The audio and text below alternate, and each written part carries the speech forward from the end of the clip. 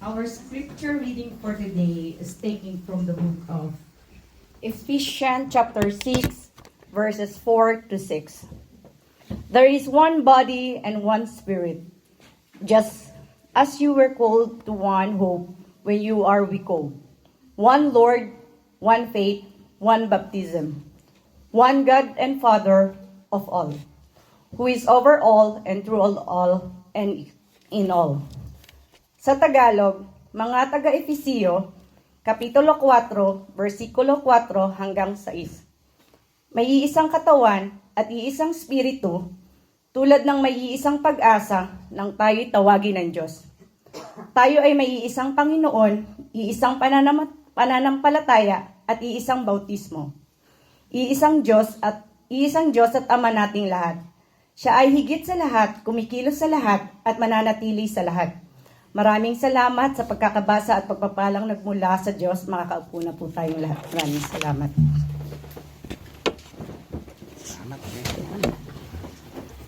Praise God. Muli, salamat sa Lord sa kanya pong binibigay na kalakasan sa bawat isa. At the same time, yung karunungan din na kung saan naradama natin kung paano po naumusap ating Panginoon sa bawat buhay po natin. Nalalaman po natin ang kanya pong naisin para tayo po'y sumunod na magkaroon ng kapayapaan, lalo na yung pagkakaisa na naisin ng ating Panginoon. Lord God, muli salamat sa oras na ito. Alam po namin na kayo muli ay mangungusap po sa amin.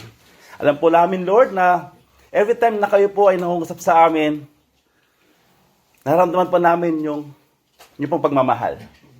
Lalo na pag kami po yung pong sinasabihan, kami nasasaktan, kami po ay nakakaramdama rin po, Panginoon, ng comfort na mula po sa inyo. Lord God, sa pagkakataon na ito, sa aming pong pinag-upuan, kami po ay dininig ulit ng salita na gumula po sa inyo. Lord God, muli, kayo po ang manguna sa bawat buhay po namin. Lalo na, Lord God, manguna sa mensahe na aming pong mapapakinggan, masasambit, at lahat lang po ito ay tinatas po namin sa iyong pangalan lamang sa pamamagitan ng anak ng Jesus, aming Diyos at tagapagligtas. Amen. Ika nga, ang nabanggit po kanina, sabi nga lang po sa English, sabi niya, there is one body and one spirit, just as you were called to one hope when you were called, one Lord, one faith, one baptism, one God and Father of all, who is over all and through all and in all. Kaya, ang ating po pag-usapan ngayon ay pinamagatang the bedrock. The bedrock of true unity. Next slide po kaya. Yan. Bakit kaya bedrock of a true unity? Ika nga, pag i-define daw po natin yung bedrock, it is synonym with foundation. It is, sabi nga, yung ugat, yung root daw, o kaya kung saan nakabase, kung saan tayo nakatayo. Ika nga, it is sabi sa iba, it's a cornerstone, it's a core, the groundwork, keystone, foundation, or the basis. Kung makita po natin, ito yung basihan, ito yung foundation para magkaroon po tayo ng totoong unity. Ika nga po sa panahon natin ngayon, may dalawa pong klaseng pagkakaisa. Sa mundo na ginagalawan po natin, ay ika nga, kuminsan, mayroong mga division ng pagkakaisa. Pagkakaisa sa paggawa ng mabuti, pagkakaisa sa paggawa ng kasamaan, may pagkakaisa sa katotohanan, may pagkakaisa rin sa kasinungalingan. May pagkakaisa sa kaayusan, may pagkakaisa sa paggawa ng kasiraan. May pagkakaisa sa paggawa ng kapayapaan. May pagkakaisa rin sa paggawa ng dibisyon, pagkabahabahagi at katiwalian. At marami pang iba kung gusto po natin explore about yung pagkakaisa. At ang tanong, nasaan po tayo hanay bibilang? In the negative side or positive side? Saan po tayo ngayon sa pagkakataon na ito? Nakabahagi Sa tunay? O sa hindi? Sa katotohanan po ba? O sa kasinungalingan? So, sa pagkakataon na ito, makikita po natin yung realidad na kung saan hindi po natin kayang sa isang mag-isa para magkaisa. Tama po ba? It needs two person para may sagawa yung pagkakaisa. Ika nga po, sa physical realm, ay ang pagkakabuo at pagtutulungan ng mga tao sa isang samahan o pamayanan. Ika nga, two or more. Kung dalawa tayo or kayo, katulad ng mag-asawa, ika nga, you are united as one. So, hindi po pwedeng pagkaisa tayo. Ako. Di ba? Every time and then, mayroon kang kasama para magkaroon ng pagkakaisa.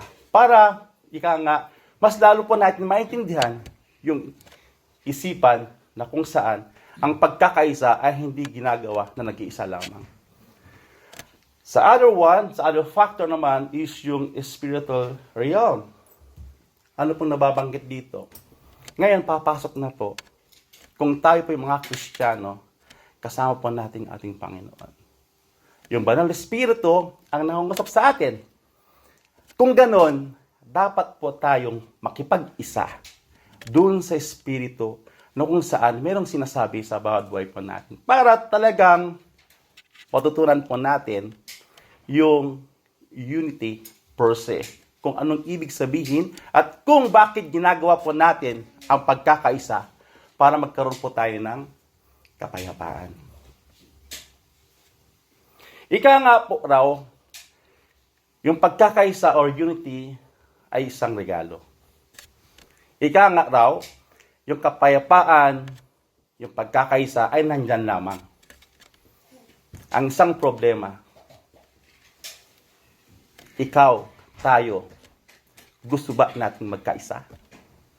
Gusto ba natin ang kapayapaan? Ika nga rin po raw, ang pagkakaisa, ang pagkakapayapaan, ay mayroong naiaambag o meron tayong ginagawa para makamit natin yung tunay na pagkakaisa at kapayapaan.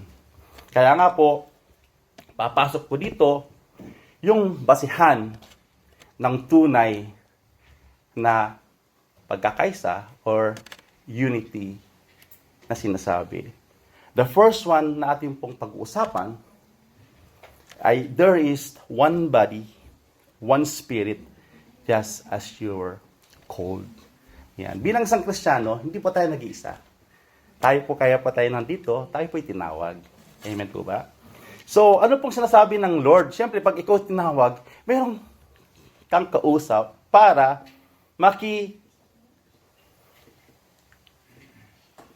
makipag-unite or makipagsamahan doon sa ikabubuti mo para mas lalo kang magkaroon ng kapayapaan. Kaya ang sinasabi sa Colossians chapter 3 verse 5 to 10, sorry po, English po to. Put to death therefore, ika ng Panginoon, whatever belongs to earthly nature, sexual immorality, impurity, lust, evil desires, and greed, which is idolatry. Uy, idolatry pala yun. Because of this, the wrath of God is coming. You used to walk in these ways. Ika nga, nung hindi pa tayo nakakilala sa ating Panginoon. In the life you once lived. But now, you must also rid yourself of all such things as this. Ika nga, anger, rage, malice, slander, and filthy language from your lips. Do not lie to each other, since you have taken off your old self with its practices, and have put on the new self, which is being renewed in the knowledge in the image of the Creator. Di ba nabanggit po natin doon sa napag-usapan noon, mensahe ng Lord about sa lihim, di ba?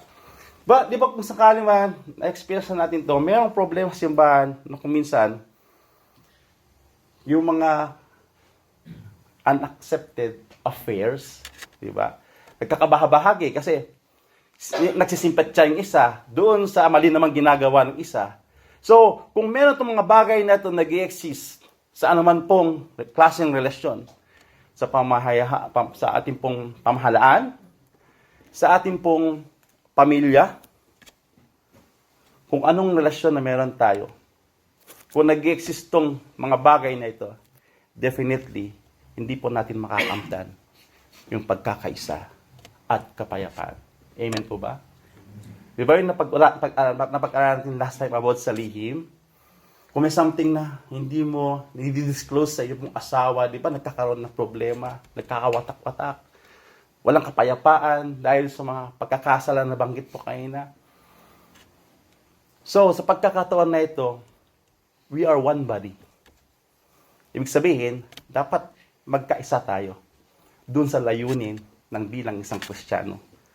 At ganoon din, nga po kanina, as me, hindi ko pwedeng gawing mag-isa, but because yung presensya ng banal na Espiritu, lalong-lalo na tinanggap ko ang Panginoon Diyos bilang takpagligtas, yung presensya niya, yung Espiritu niya, ay nasa iyo na. Ngayon, kapatid, mayroon ba tayong kailangang sabihin sa ating Lord, ikumpisal man lang sa pagkakasala natin para magkaroon po tayo ng pagkakaisa doon sa kapayapaan na ininanais natin? Kasi pag once for all na kung saan meron po tayong mga pagkukulang, pagkakasala sa ating Panginoon na even hindi tayo makapagpanalangin para sabihin ang mga bagay nito sa ating pagkakasala. Definitely, kapatid, kawawa naman po tayo. So, praise God dahil marami tayong nakikitang mga bago. Alam ko na hindi po ito, it's like chance na nandito lang po kayo, kundi tinawag po kayo ng Lord para makapakinig ng salita po niya. Para makapag-unite din tayo doon sa naisin ng Lord patungkol sa kaligtasan natin. Kasi alam natin, lahat tayo nagkakasala. Pero paano po tayo makaiwas o makalaya doon sa pagkakasala kung walang tutulong sa atin? At alam lang po natin na ang Panginoon Jesus lang po yung daan para sa katotohanan, buhay, at nagbibigay din ng walang hanggang.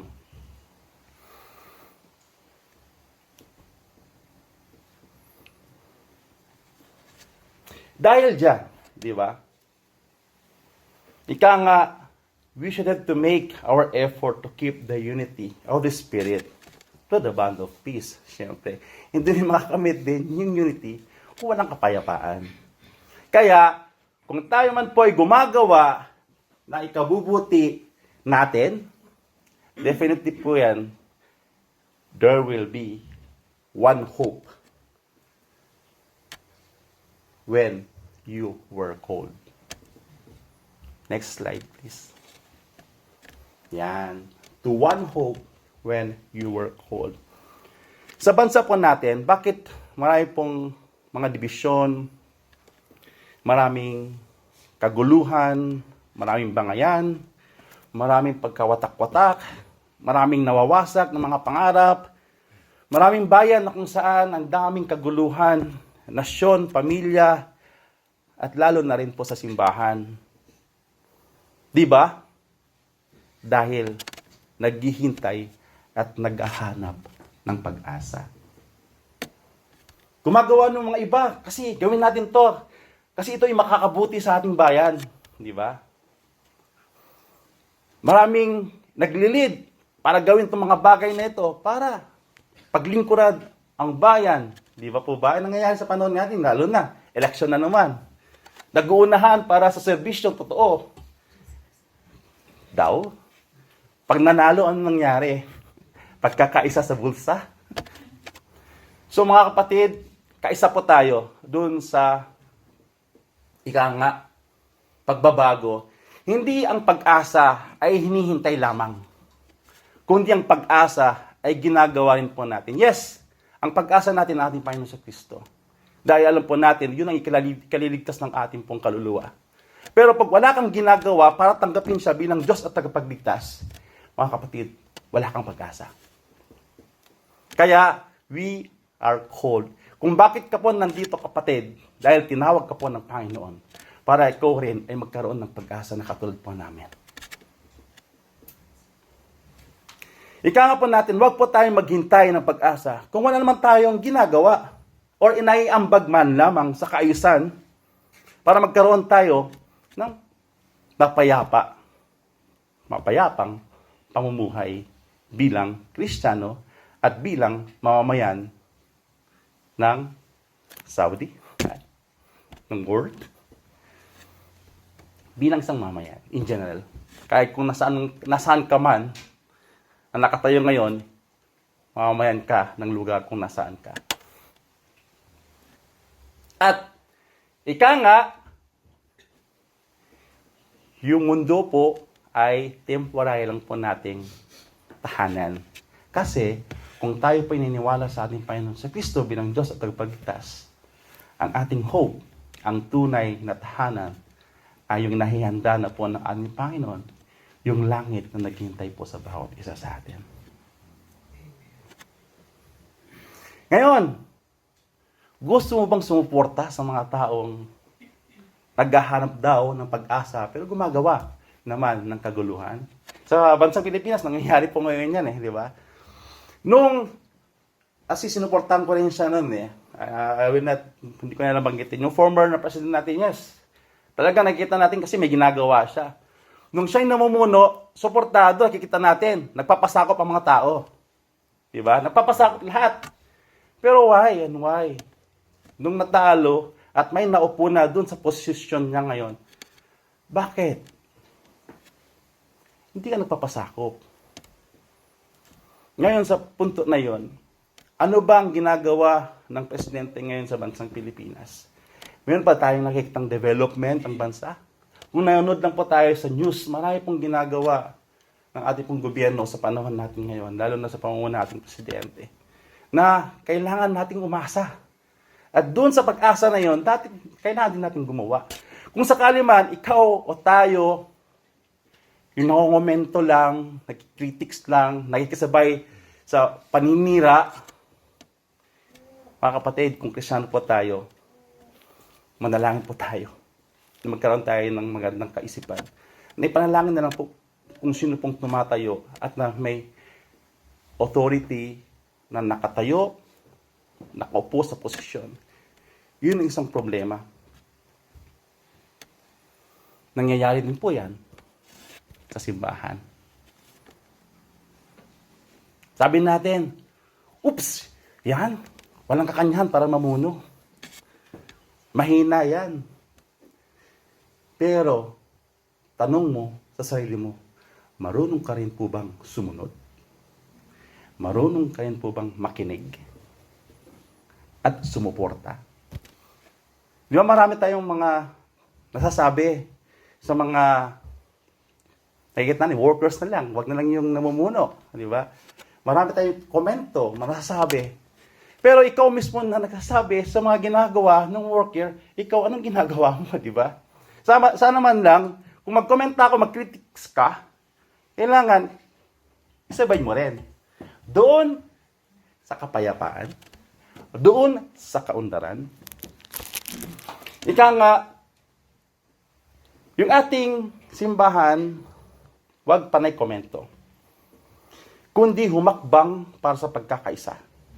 Sumuporta, maglingkod, tumugon sa tawag ng iba't ibang ministeryo, at marunong pagpasakop, mag-ambag sa ikabubuti ng tawag ng pagkakaisa at kapayapaan. Tanong muli, naghihintay ka po ba ng pag-asa? Pag amen, praise God. Di alam ko sa pag-amen po natin, kaakibat nun yung paggawa natin. Kaya nga't po tayo tinawag.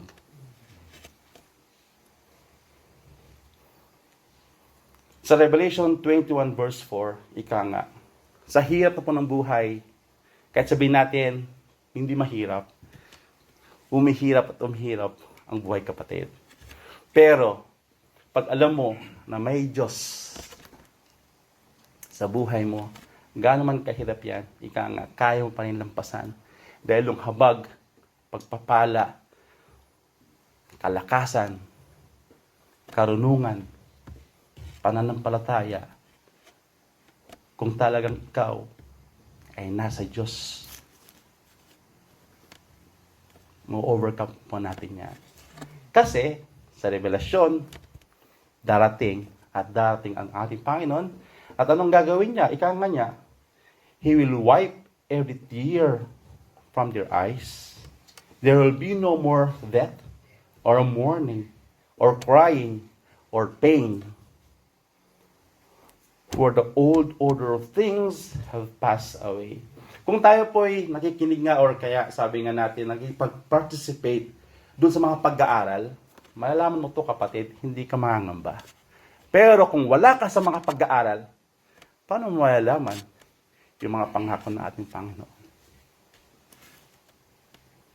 Ngayon, umaasa ka ng pagpapala. Pero nung nagsasalita ng Lord ng pagpapala, wala ka. Wala po tayo.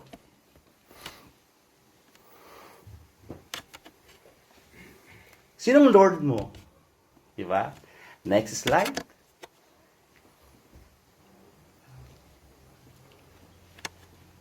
For even if there are so-called gods, whether in heaven or on earth, as indeed, sabi nga, there are many gods and many lords. Yet for us, there is but one God, the Father, whom from all things came and all for whom we live. And there is but one Lord, Jesus Christ. Yan. Through whom all things came and through whom we live. One Lord. Sino one Lord po natin? Jesus Christ. So alam ko, ang bawat isa may kanya-kanyang Lord. Kahit sabihin natin, Jesus Christ. Pero unang-una, tanong mo sa sarili mo, Lord ko ba talaga si Jesus Christ? O Lord mo ang sarili mo?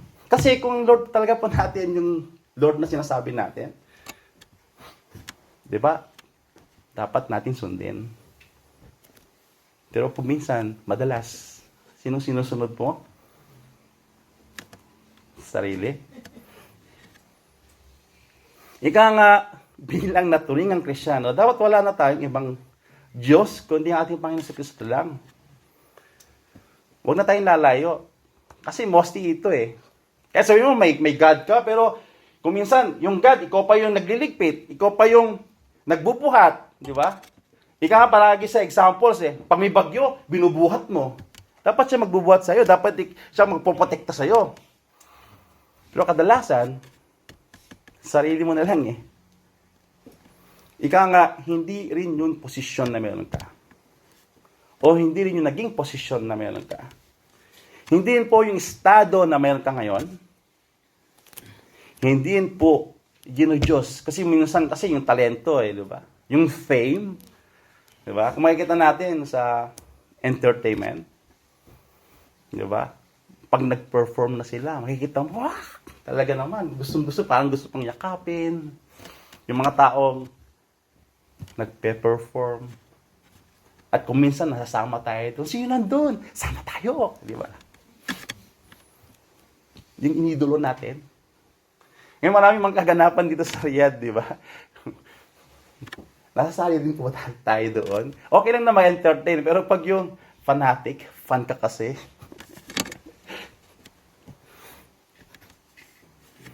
Definitely, hindi rin po yung career po natin. Kung minsan, nagkaroon tayo, di ba? Feeling na po natin, wow, may pera na ako. Hindi na ako matouch. Di ba? Oops, hindi mo na ako maganyan-ganyan. Kita mo to? Necktie. Diba? Bakit naman? Paano naman? Ano naman? Di ba? Kung minsan, yung pera mo, hindi rin po yung yaman natin. Kung minsan, ito pa, hindi rin po yung asawa natin. Babae man o lalaki. Kung minsan, Tumawag kang kaibigan, pero may samba. O sige, saan tayo punta? Doon, halika. Anong inuno natin? Yung pananambahan po ba? O doon sa tawag ng laman, nakasama yung kaibigan? Pamilya? Anak? Kamag-anak? O sino pa? Sino po ang palagi nating naiisip o pinag-usapan? Yung Diyos.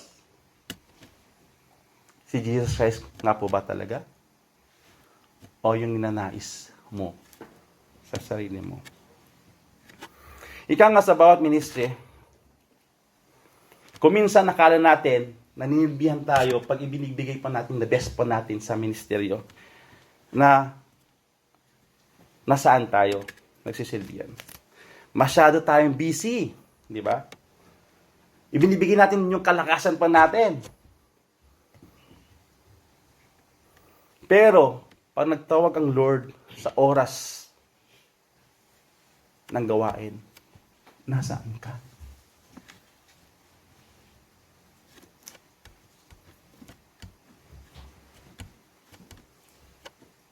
Sa transport lang ba? Sa pagluluto lang ba? Sa paggigitara, pagda-drums, or anuman instrumento meron tayo? Doon ba tayo talaga nakabilang para sa kaunlaran, kapayapaan, pagkakaisa, para sa lalaguan pa natin bilang isang Kristiyano? Pero kung wala naman po yung righteousness ng Lord sa atin, wala po. Kaya wag po tayong magnais na magamit ng Lord kung wala tayong relasyon in the first place, hindi tayo kaisa ng Lord. Dahil alam po natin, parang walang saysay yung mga pagod, walang saysay kung ano man po yung binibigay po natin para sa ministro na yan. Kundi, ang tinitingnan ng Lord, yung puso na may pagkumbaba. Huwag kang umasa, kapatid, pagdating ng panahon na kayo mawalan. Kasi in the first place, hindi mo nakita yung tunay pag-ibig ng Panginoon. Huwag kang iiyak pagdating ng panahon na ikaw mawalan. Kasi alam ng Lord kung anong puso po natin. Iyak ka kung talagang nandun yung pusong mapagkumaba. Hindi ba po? Actually, late para tayo magsisi. Kapatid, kung ikaw ay nakikinig ngayon, bago ka man o hindi, nangungusap po ang Lord sa puso mo. Na tayo po'y tumugon sa bawat sandali na kung saan nangangailangan ka, lumapit ka lang. Kung may pagkakasala ka ngayon, pagkukulang, dahil alam po natin siyang pag-asa, lumapit ka lang. Hindi ka pag-hindian ng Lord.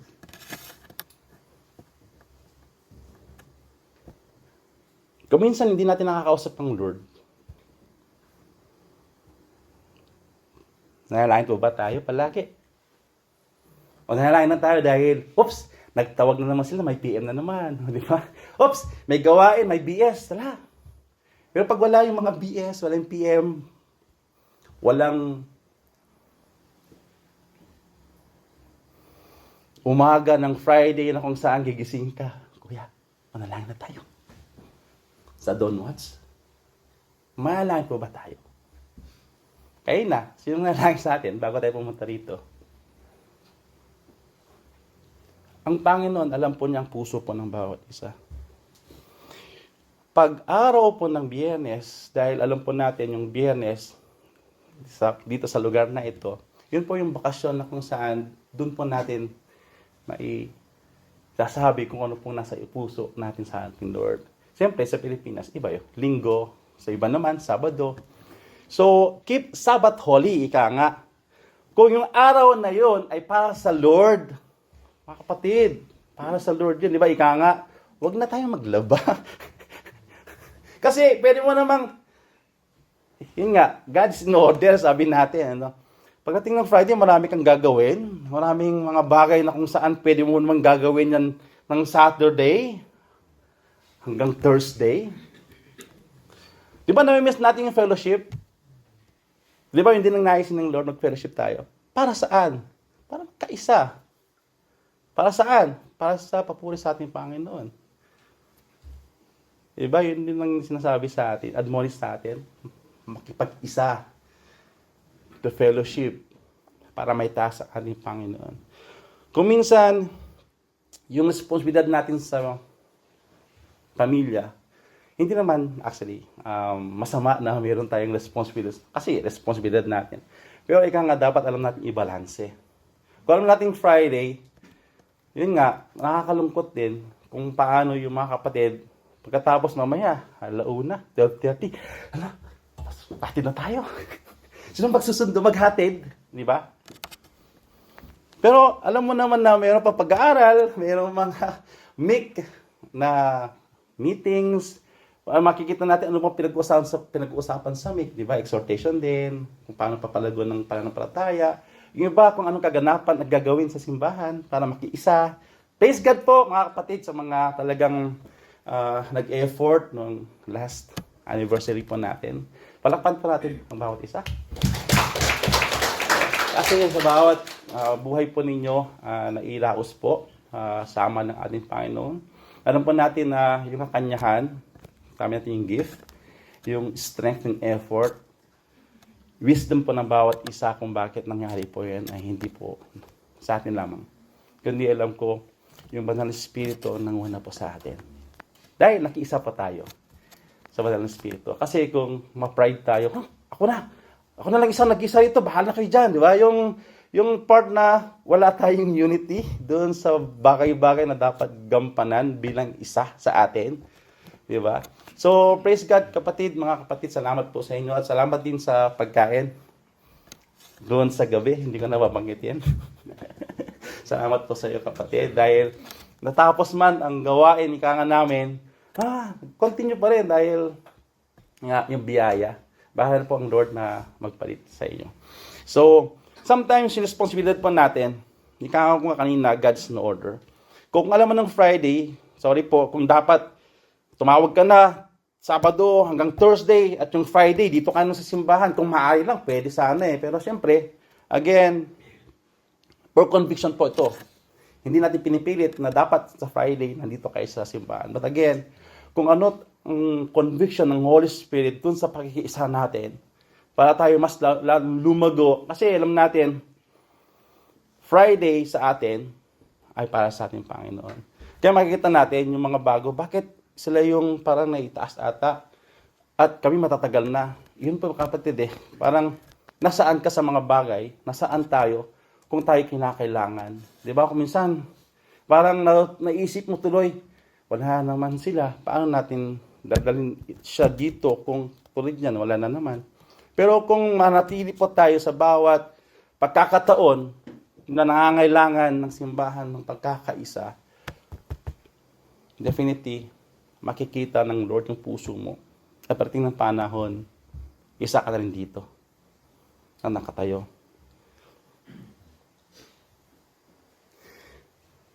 About sa kaayusan. Sige, i-partner na po natin sa kasi dun sa transport pag minsan, di ba?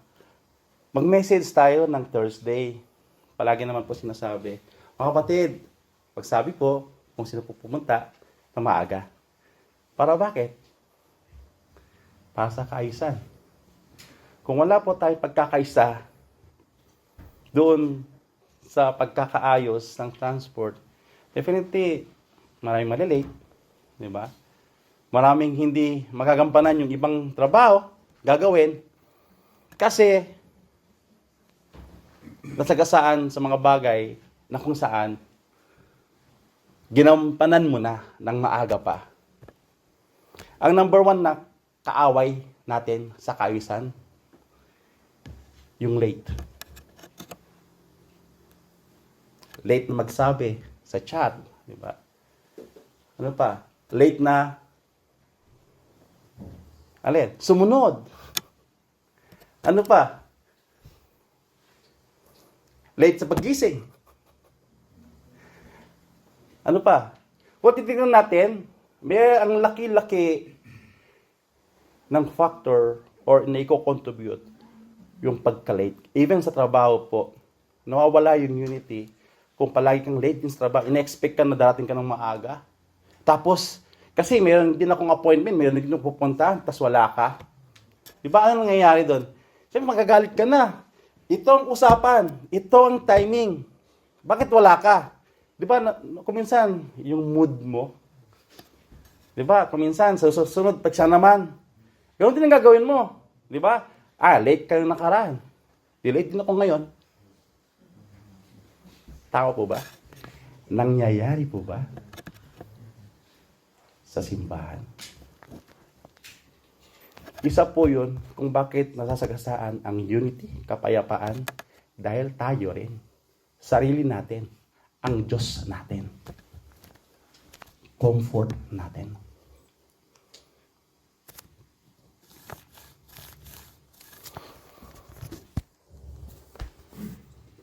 Gusto mo ba natin talagang unity?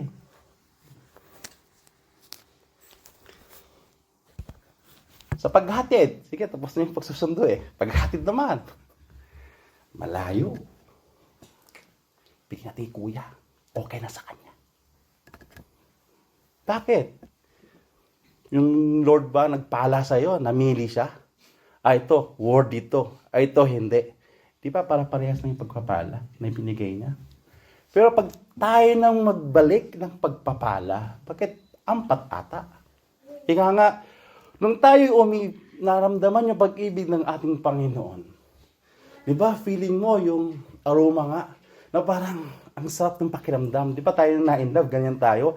Parang inintay mo yung gabi na nga parang ayaw pang maghiwalay dahil nandun pa yung kasarapan ng pakiramdam. Dahil in love tayo. Dahil sa benepisyo ng nararamdaman mo kung bakit ka nagpapatuloy, nag-stay, na alam mo naman gabi na, late na, masama na dahil hinihintay ka ng mga magulang mo, pero nag-stay ka pa rin. Dahil sa benefit ng pag-ibig, dahil sa benepisyo na natanggap natin sa ating Panginoon. Bakit? Ganun na lamang. Bigla na lang nawawala yung pag-ibig, yung responsibilidad pag nandyan na, nasaan na kapatid? Yung naibigay ng pag-ibig ng Lord sa iyo. Masyado na tayong ma-complain. Masyado na tayong nag-reason out. Di ba kung minsan nagagalit ka pa? Pinag-awayan pa nga, malayo yan, ako dito malapit. Tama po ba? Ngayon, kung tayo talaga nakipag-isa, no preference for the Lord. Gusto mo to? Pero itong gusto ng Lord, anong gagawin mo? Mamili ka. Hindi ko ihahatid dyan. It's not mine preference. Mga kapatid, namatay din ang Lord para dyan. Ngayon, hindi mo ibigay yung service mo para dyan. Nung ikaw ay pinagsilbihan ng Panginoon, nagdamot ba siya sa pagpapala na ibinigay sa iyo? Ngayon, pag ikaw naman magbigay, nasaan ka na?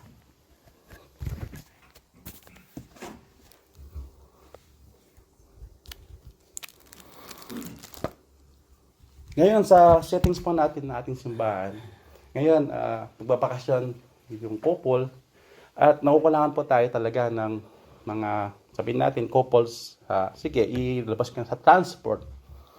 So, definitely, lalaki, ako, hindi ko nang pinipilit kung sino man ang merong thinking, sabihin natin, na gusto pa rin maghatid, magsundo sa babae. Kung lalaki ang driver, ganun din pag babae ang driver sa lalaki. Kasi sa pagkakataon na ito, makikita natin, kulang po ang transport. Hindi ko man pinipilit, pero sa akin lang po ito. Pag ako, kung nakikita ko na wala talang gagawa, at talagang walang-wala, gagamitin ko po yung sarili ko. Yung sasakyan na binigay sa akin ng Lord. Maghatid, magsundo para po sa kababaihan. Ika nga natin yung iba gumagawa ng kasalanan. Di ba? Pero nalakas sa loob. Bakit tayo? Kristiyano, na ang nasa isipan natin, para sa kapatid na naglingkod sa Lord at magkapaglugod sa Panginoon. Tapos, hindi. Ayaw ko. Ngayon, dun po natin i-practice yung faith. In one faith, one baptism. Ano pong sinasabi po diyan sa one faith and one baptism?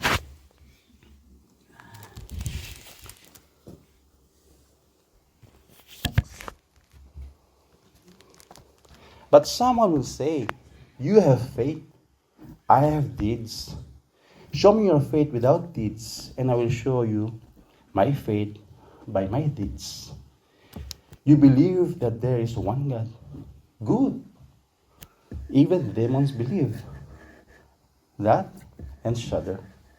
You foolish person, do you want evidence that faith without deeds is useless? Was not our father Abraham considered righteous for what he did?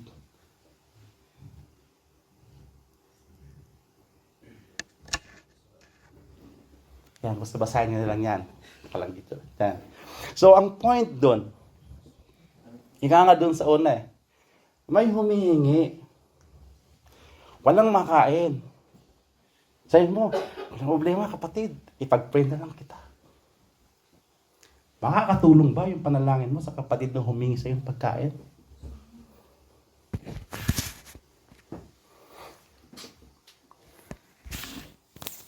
Yes, meron tayong sabihin natin, pan-baptism. Di ba yung baptism is a declaration inwardly kung ano yung pananampalataya na meron ka sa ating Panginoon? Amen? Kung ano yung pinakita ng Lord na you are confident to proclaim na tayo po iligtas at tumatanggap sa ating Panginoon. Bakit? Para makita nila na talagang kaisa tayo sa ating Panginoon. At dito rin makikita po natin kapatid, sa James 2:26 nga, faith without work is dead. Faith because of the lack of work reveals an unchanged life or spiritual dead heart. May faith ka, pero wala, hindi nakikita sa iyo yung pananampalataya na mayroon ka sa ating Panginoon. Hindi nakikita sa iyo the fruit ng Espiritu. Wala kang gana sa lahat ng pagkakataon. May gana ka lang pag nandyan yung minister mo. Faith will result, sabi nga, to transform life. And faith also demonstrated by works we do. So, sabi niya, kung ano raw ang buhay mo, kapatid, reveals what you believe, if whether the faith we possess is living faith na taglay ng saving faith na pinanampalataya mo. Kaya nga, doon sa unity na nais ng ating Panginoon, dapat meron tayong one faith. Pananampalataya na meron ka na kaakibat doon sa maganda mong paggawa. Hindi yung maganda mong pagsasabi lamang. Ika nga, it speaks our maturity, how to convey our thoughts. Ngayon, makikita sa bawat buhay po natin kung sino po tayo sa harapan ng Panginoon. Kung talaga ba naka-align tayo dun sa layunin ng Lord para dun sa pagkakaisa at kapayapaan.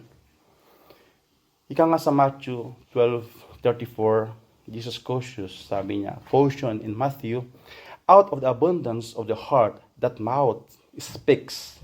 When evil resides in the heart, it will be exposed in perverse speech, language, contrary to the truth of God and to love. Ano ba palagi na malabas sa labi po natin? Kapuri-puri po ba? Palagi nating nababanggit yung jokes, di ba?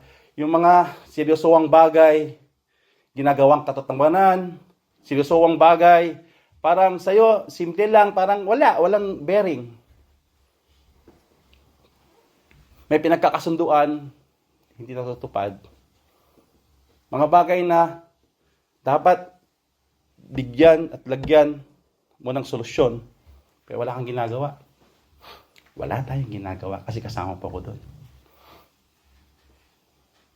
Ramdam mo ba, kapatid? Feeling mo ikaw yun? Ikaw nga yun. Tayo, ramdam natin? Tayo nga yun. Ako, ramdam ko. Ako yun. Mga kapatid, nangausap ang Lord kung talagang gusto na pa natin yung magkaisa. Kasi, the glory which you have given me, I have given to them, that they may be one, just as one. Kung nagkakaisa ang ating Panginoon, God the Father, God the Son, God the Holy Spirit, dapat tayo na nag-isang katawan. Nagkakaisa rin tayo. Saan? Siyempre, sa pananampalataya. In one Lord, one God, and Father. Diba? Sabi ito, let everything be done in a lifting and proper manner that is organized, well-planned, respectful, well-mannered, and polite. Paano tayo magsalita sa kapatid? Paano tayo nababanggit? Paano tayo makipag-communicate? Meron bang po? Meron pang ho? Meron po bang sorry po? Opo. Diba? Hoy! Wala po! May po nga. Pero wala. Diba? Di ba pag minsan narinig natin yun, parang padugso, parang pati ka nagugulat, relax. Di ba pag may sumisigaw sa tabi, ha, parang ka nagugulat, nagigising ka tuloy. Di ba? Ganun po ba tayo sa mga biruan natin, parang respeto, ano natin, sabi nga nung mensahe nung nakaraan, pagkapatid, kumusta ka na? Parang nahiya ka pa dahil, alam mo, parang touchy. Pero pag, kapatid, kumusta? Diba? Yes, close kayo, pero pag may nakakita ka nun at malayo at hindi pala siya, komportable sa mga bakit, ano nangyayari doon? Pisyado ba sila? Nag-aaway ba sila? Di ba? Kung minsan, bigla kaya nagugulat, ano nangyari? Di ba? Parang bigla atang lumabas. Holy, simbahan, holy, pas trabaho, anywhere. Bigla, ganun na lang. Dragon pala.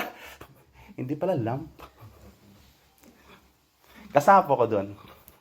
Hindi kayo nag-iisa. Tayo yun. Tayo yun. Sinong nasasabi na hindi ikaw yun? Hindi ako yun. Di ba? Masarap pagtawarin sa sarili natin. Kailan tayo magbabago, kapatid? Kapag puti na raw ang uwak? Pag wala ka ng nabilang, pag bulag ka na, hindi ka na makikita. Wala ka na makikita eh. Pag pipi ka na rin, kasi hindi ka na makapagsalita. Pag bingi ka na rin kasi wala ka naririnig. Kailan? Pag patay ka na rin.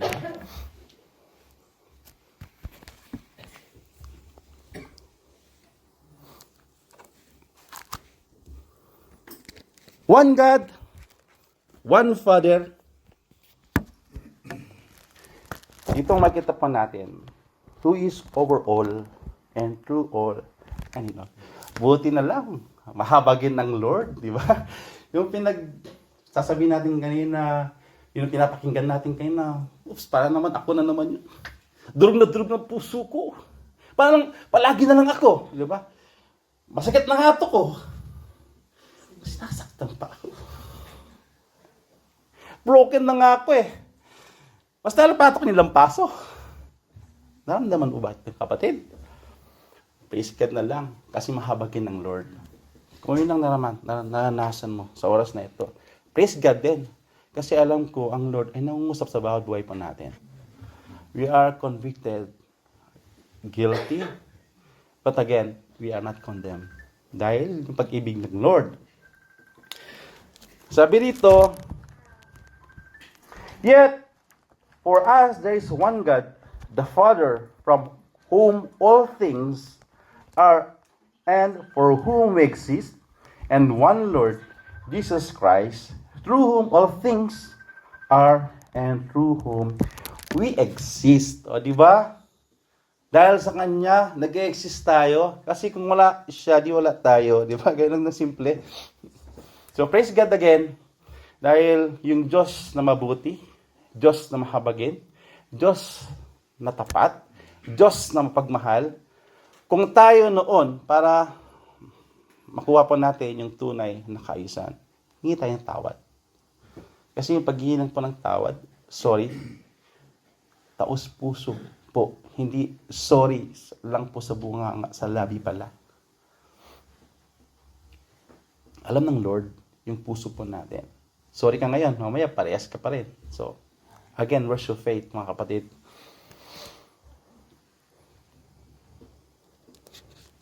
Dahil makikita po natin sa 1 John 5:18-21, we know that anyone born of God does not continue to sin. Yan. No one whom was born of God keeps them safe, and the evil one cannot harm them. Di ba ang sarap ng pangako ng Lord? Hindi daw tayo i-harm. Again, kung may pananampalataya tayo sa ating Panginoon. Kung may faith tayo sa ating Panginoon. Yung faith na nakikitaan sa atin yung kabutihan ng ating Panginoon. Ang pag-asa po, hindi lang po hinihintay, kundi may participation po tayo para makuha yung pag-asa. We know that we are children of God and that the whole world is under the control of the evil one. We know also that the Son of God has come and has given us understanding so that we may know Him who is true, and we are in Him who is true by being in His Son, Jesus Christ. He is the true God and eternal life. Dear children, keep yourself from idols. Keep yourself from yourself. Kaya, ito yung panghuling salita ng ating Panginoon. Sa Colossians chapter 3, verse 12-17.